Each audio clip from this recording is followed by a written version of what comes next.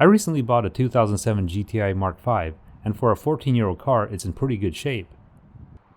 But after 3 owners, there's a bit of wear and tear on the car.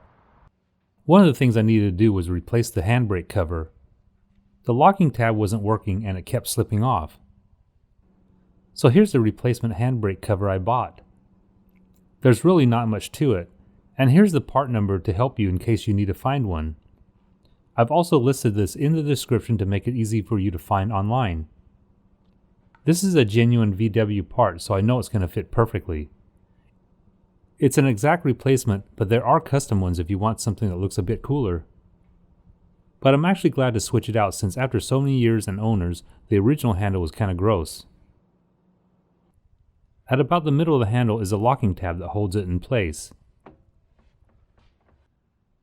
And here on the new brake handle, you can see the tab I'm talking about.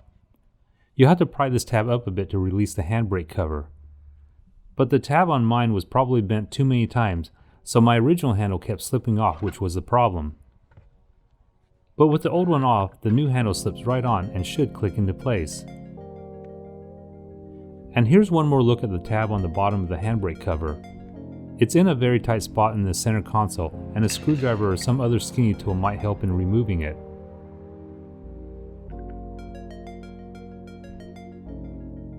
Now I've got a clean handbrake cover that doesn't slip off every time I use it. If this video was helpful, please give me a thumbs up and hit the subscribe button to stay up to date on all my weekly videos.